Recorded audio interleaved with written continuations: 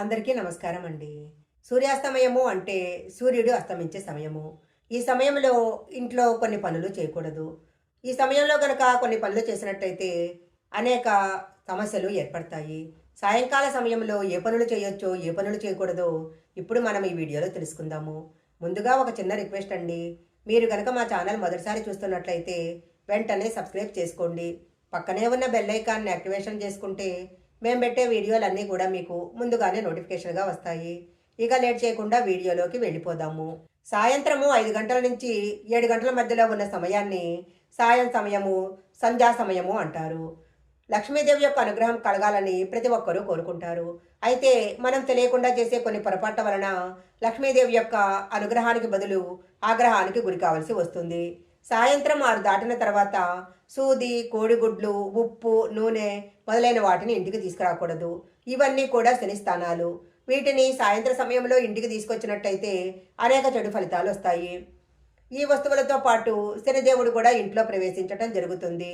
సాయంత్రం 6 దాటిన తర్వాత పాలు, పెరుగు మొదలైన వస్తువులను ఎవరికి అప్పుగా కానీ దానంగా కానీ ఇవ్వకూడదు. ఇవన్నీ కూడా లక్ష్మీ స్థానాలు. సాయంత్ర సమయంలో జుట్టు కత్తిరించుకోవటము, గోళ్ళు కత్తిరించుకోవటము, షేవింగ్ చేసుకోవటము మొదలైన పనులు చేయకూడదు. సూర్యాస్తమయం తర్వాత సూర్యాస్తమయం తర్వాత ఎవరికీ డబ్బులు ఇవ్వటం కానీ డబ్బులు తీసుకోవటం కానీ చేయకూడదు. సంధ్యా సమయంలో డబ్బు లావాదేవీలేవు కూడా జరపకూడదు. సాయంత్ర సమయంలో ఆహారాన్ని వృధా చేస్తే లక్ష్మీదేవికి అస్సలు నచ్చదు. సాయంత్ర సమయంలో మాంసాహారం తినటం మానుకోవాలి. సూర్యుడు అస్తమించిన తర్వాత ఇంట్లో ఎప్పుడూ గొడవలు పడకూడదు. సాయంత్ర సమయంలో ఇంట్లో గొడవలు పడుతున్నట్లయితే ఆ ఇంట్లో పేదరికం తాండవిస్తుంది. సాయంకాలం సమయంలో బట్టలు ఉతకకూడదు, బట్టలు ఆరవేయకూడదు. సాయంత్ర సమయంలో బట్టలు ఉతికినట్లయితే ఇంట్లో నెగటివ్ ఎనర్జీ వ్యాపిస్తుంది. సాయంత్ర సమయంలో ప్రధాన తలుపులు మూసివేయకూడదు. సాయంకాల సమయంలో లక్ష్మీదేవి ఇంట్లో ప్రవేశిస్తుంది అంటారు. అందువలన ప్రధాన తలుపులు ఎప్పుడూ మూసి ఉంచకూడదు. కొద్దిసేపు అయినా తెరిచి ఉంచాలి. అదే సమయంలో వెనకవైపు ఉన్న తలుపులను మూసివేయాలి. ఎందుకంటే ఆ తలుపులు కనుక తెరిచి ఉంటే జ్యేష్ఠాదేవి ఇంట్లో ప్రవేశిస్తుంది. సాయంత్ర సమయంలో ఎవరైనా పేదవారు మీ ఇంటికి వచ్చి ఏదైనా అడిగినట్లయితే ఖాళీ చేతులతో పంపకూడదు. మీకున్న దాంట్లో ఏదో ఒకటి వారికిచ్చి పంపించాలి. సాయంత్ర సమయంలో ఎట్టి పరిస్థితుల్లో ఇంట్లో కసువు చిమ్మకూడదు. సాయంత్ర సమయంలో కసువు జిమ్మి చెత్త గనక బయట వేసినట్లయితే ఆ చెత్తతో పాటు లక్ష్మీదేవి కూడా బయటికి వెళ్తుందని చెప్తారు. తప్పనిసరి పరిస్థితుల్లో సాయంత్ర సమయంలో ఇల్లు చిమ్మాల్సి వస్తే చెత్తను ఒకవైపు ఉంచి మర్నాడు ఉదయం ఆ చెత్తను పడేయాలి. సాయంత్ర సమయంలో ఇంటి గడప పైన కూర్చోకూడదు. ప్రవేశ ద్వారం దగ్గర ఉండే గడపకు ఎంతో ప్రాధాన్యత ఉంది. గడపను లక్ష్మీదేవితో పోలుస్తారు. గడప మీద కూర్చోవటము, ఆహారం తినటము, తలదువ్వుకోవటము, పేలను చంపటము మొదలైన పనులు చేసినట్లయితే లక్ష్మీదేవి యొక్క ఆగ్రహానికి గురి కావలసి వస్తుంది. సాయంత్ర సమయంలో బట్టలు ఉతకటము, ఆరబెట్టడం మంచిది కాదు. ఇంటికి అశుభంగా చెప్తారు. సాయంత్ర సమయంలో ఆరుబయట బట్టలు ఆరబెట్టినట్టయితే ప్రతికూల శక్తి వాటిలో ప్రవేశిస్తుంది. దీని వలన ఇంట్లో దురదృష్టం ప్రవేశిస్తుంది. సాయంత్ర సమయంలో ఎట్టి పరిస్థితుల్లో ఇంట్లో ఎవరూ నిద్రపోకూడదు. ఆరోగ్యం బాగాలేని వారు, చిన్నపిల్లలు తప్ప ఇంట్లో ఎవరూ కూడా నిద్రపోకూడదు. సాయంత్ర సమయంలో స్త్రీలు జుట్టు విరగబోసుకొని తిరగకూడదు. చెట్లను, మొక్కలను దేవుని రూపాలుగా భావిస్తాము. సాయంత్ర సమయంలో చెట్లను తాకటం కానీ, పూలను కొయ్యటము, చెట్టాకులు తెంపటం చేయకూడదు. తులసి చెట్టులో లక్ష్మీదేవి నివసిస్తుంది అంటారు.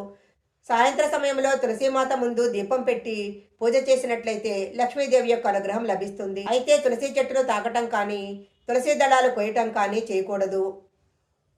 సూర్యాస్తమయం సమయంలో ఇంటికి వచ్చేటప్పుడు ఏదైనా పూలు, పండ్లు మొదలైనవి తీసుకొని రావాలి. ఖాళీ చేతులతో ఇంటికి రాకూడదు. సాయంత్ర సమయంలో ఎవరైనా పాలు, పెరుగు అడిగినట్లయితే వాళ్లకు ఇవ్వకూడదు. పాలు లక్ష్మీదేవిని, పెరుగు చంద్రుడిని సూచిస్తాయి. లక్ష్మీదేవి ఆగ్రహించినట్లయితే మీకు డబ్బు సమస్యలు ఏర్పడతాయి. చంద్రుడి అసంతృప్తి కారణంగా ఇంట్లో అనారోగ్య సమస్యలు ఏర్పడతాయి. సూర్యాస్తమయం తర్వాత ఎప్పుడూ పసుపుని దానం చేయకూడదు.